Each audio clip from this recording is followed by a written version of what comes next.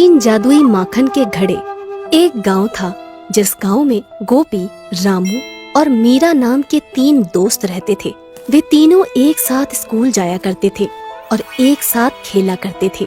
गोपी गरीब लड़का था, उसका घर बहुत छोटा था और वो ज्यादा महंगे कपड़े नहीं पहन सकता था। रामू और मीरा बहन भाई थे और वो बहुत अमीर थे। उनका बहुत सुंदर घर था। दोनों बहुत सुंदर सुंदर कपड़े पहना करते थे।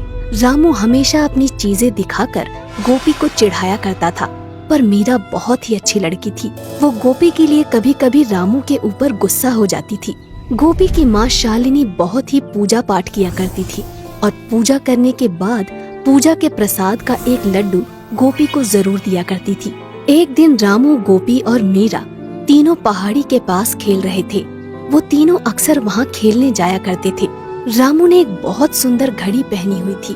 गोपी, तुम जरा संभल कर खेलो ना। देखो तुम्हारी गेंद मेरी घड़ी पर न लगे। ये घड़ी बहुत महंगी है। मेरे पापा मेरे लिए दिल्ली से लाए हैं। रामू भैया, आप अपनी ये घड़ी निकाल भी तो सकते हो। खेलते समय अगर उस पर गलती से गेंद लग गई तो। बेचारा गोपी दोनों की बातें चुपचाप खड़े होकर सुन रहा था। वो कुछ नहीं बोला। क्या हुआ गोपी? चलो तुम गेंद को मेरी तरफ फेंको। गोपी कुछ उदास हो गया था। वो बोला, मीरा, मुझे अब खेलने का मन नहीं है। कल खेलेंगे। हम घर चलते हैं। हाँ हाँ, चलो चलो घर चलते हैं। शाम भी बहुत हो गई है और मुझे भूख भी लग रही है। आज मेरी मम्मी ने घर में गुलाब जामुन बनाए हैं। चलो चलो जल्दी जल्दी चलो। चलो गोपी, तुम भी हमारे घर चलो। हम तीनों एक साथ रसगुल्ले खाएंगे। नहीं मीरा, देर हो जाएगी। माँ ने जल्दी घर आने को बोला था। कल जन्माष्टमी की पूजा है ना, इसलिए। इसके बाद तीनों अपने अपने घर चले गए। घर में गोपी की माँ पूजा कर रही थी और गोपाल को भोग लगा रही थी। बेटा गोपी, आ जाओ, तुम भी भोग लगा दो। लड्डू गोपाल से जो मांगोगे तुमको मिल जाएगा। गोपी इतना सुनकर खुश हो जाता है। सच माँ, लड्डू गोपाल कुछ भी कर सकते हैं। हम जो मांगेंगे वो हमें मिल जाएगा। हाँ बेटा, वो भगवान हैं। सारी दुनिया वही तो चलाते हैं। आओ, अब जल्दी आओ। मासूम सा गोपी खुश होता हुआ भागकर भोग लगाने लगा। आज गोपी बहुत ही उदास था। रामू की घड़ी वाली बात उसे बहुत बुरी लगी थी। वो अपनी चारपाई पर रात में लेटा हुआ था और सोच रहा था, हम कितने गरीब हैं। हम अच्छे कपड़े भी नहीं पहन पाते और ना ही अच्छा खाना बना पाते हैं। रामू के पास कितने अच्छे अच्छे खिलौने हैं, पर मेरे पास सिर्फ एक गेंद। गोपी सामने की दीवार पर टंगे मंदिर के अंदर लड्डू गोपाल को देख रहा था। लड्डू गोपाल, क्या तुम हमें अमीर नहीं बना सकते? तभी गोपी की माँ वहाँ आ जाती है। गोपी बेटा, तुम सोए नहीं? रात बहुत हो गई है, सो जाओ।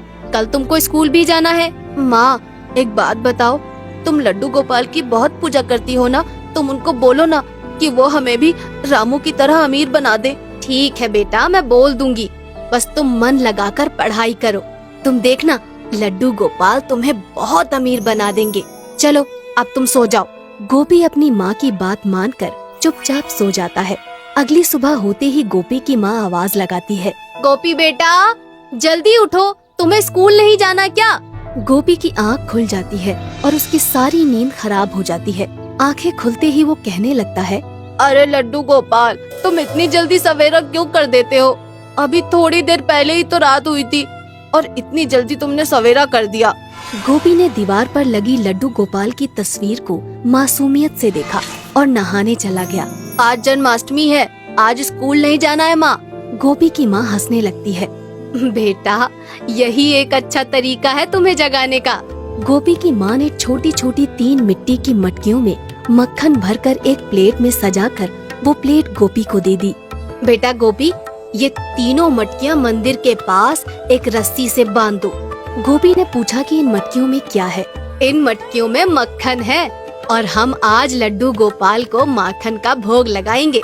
कहते हैं मंदिर में मक्खन की मटकियाँ रखने पर रात को कृष्ण कन्हैया स्वयं आ जाते हैं और माखन खा लेते हैं, और जिसका माखन उन्हें पसंद आ जाता है उसकी सारी मनोकामनाएं पूरी हो जाती हैं। गोपी को ये बात बहुत अच्छी लगती है और वो छुपकर रसोई में जाता है और एक मुट्ठी शक्कर अपनी जेब में भर लेता है। घर के आंगन वाले मंदिर में पहुंचते ही गोपी अपनी जेब से शक्कर बाहर निकालता है। लड्डू गोपाल, मैं आपको ज्यादा मीठा माखन खिलाऊंगा, लेकिन आप बदले में मुझे अमीर बना देना। इसके बाद गोपी थोड़ी थोड़ी शक्कर तीनों मटकियों में डाल देता है और मटकियों को रस्सी से मंदिर के आंगन में लटका देता है। माँ, मैं खेलने जा रहा हूँ। मैंने मंदिर में माखन की मटकियाँ रख दी है।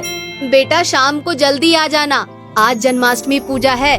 गोपी अपनी गेंद को लेकर टहलता हुआ पहाड़ों के पास उसी नदी के पास चला जाता है जहाँ वो अक्सर अपने दोस्त रामू और मीरा के साथ आता था। वहाँ जाकर गोपी की नजर एक फूलों वाले पेड़ पर पड़ती है। गोपी सोचता है कि ये कितना सुंदर पेड़ है, चलो इसके नीचे ही बैठ जाता हूँ। गोपी वहाँ बैठकर अपनी गेंद को उछाल उछाल कर खेलने लगता है कि तभी उसकी गेंद उसके हाथों से छूटकर नदी में जा गिरती है। और गोपी को तैरना नहीं आता था, इसलिए वो मायूस होकर वापस लौट आता है। रात को गोपी और उसकी मम्मी पापा साथ मिलकर लड्डू गोपाल की पूजा करते हैं और जन्माष्टमी का भोग लगाकर सो जाते हैं। अगले दिन गोपी जब मंदिर के आंगन में जाता है तो तीनों मटकियों के नीचे बहुत सारा मक्खन डला हुआ था। माँ, ये मटकियों से माखन किसने निकाला है? देखो कितना सारा माखन नीचे गिरा दिया है। बेटा अभी मंदिर के आंगन में तो कोई नहीं गया, जरा मटकियाँ खोल कर देखना। गोपी शरारत करते हुए तीनों मटकियों को फोड़ देता है। मटकियाँ फूटते ही उसकी आंखें फटी की फटी रह जाती हैं। तीनों मटकियों से हीरे और चांदी के सिक्के और नोटों की गड्डियाँ नीचे गिर रही थी। माँ, ओ माँ, जल्दी आओ, देखो इन मटकियों में कितना सारा खजाना भरा है। गोपी की माँ तुरंत वहाँ आ जाती है। हे भगवान, इतना सारा खजाना! लगता है लड्डू गोपाल ने हमारी प्रार्थना सुन ली है। गोपी और उसकी माँ बहुत खुश थे। अब वो भी बहुत अमीर हो चुके थे। उनके पास बहुत सारे हीरे और चांदी के सिक्के और 2000 के नोटों की गड्डियाँ आ गई थी। उन्होंने अपना बहुत सुंदर घर बनवा लिया था और सुंदर सुंदर कपड़े भी खरीद लिए थे। गांव के लोग समझ रहे थे कि गोपी के पापा बाहर से बहुत सारा धन कमा कर लाए हैं। अब गोपी अपने दोस्त रामू से भी ज्यादा अमीर हो गया था। अब गोपी बहुत खुश था। कुछ दिनों बाद रामू और मीरा गोपी के घर खेलने आते हैं। दोनों भाई बहन गोपी का घर देखकर दंग रह जाते हैं। इतना सुंदर घर उन्होंने कभी नहीं देखा था। रंग बिरंगी सुंदर सुंदर पर्दे और सुंदर सुंदर खिलौने और बहुत बड़ा प्यारा सा बागीचा। वहाँ बागीचे में बहुत सुंदर झूला भी था। गोपी, तुम्हारे पापा बाहर से बहुत सारा धन कमा कर लाए हैं। अब तुम भी बहुत अमीर बन गए हो। हाँ रामू भैया, आप हमेशा गोपी को नीचा दिखाया करते थे। आज गोपी हमसे भी ज्यादा अमीर हो गया है और उसमें जरा भी घमंड नहीं है। उसने हमें अपने घर बुलाकर इतना अच्छा नाश्ता करवाया है। तुम सच कह रही हो मीरा, गोपी बहुत ही अच्छा लड़का है। मैंने उसके साथ अच्छा नहीं किया, उसकी बात बात पर बेइज्जती की और अपने चीजों का घमंड दिखाया। तुम भी क्या बातें लेकर बैठ जाते हो? जो हुआ उसे भूल जाओ। हम तीनों दोस्त हैं और दोस्ती के बीच में ऊंचा नीचा नहीं होता। तो बच्चों, इस कहानी से यही समझ में आया कि हमें अपना विश्वास कभी नहीं खोना चाहिए।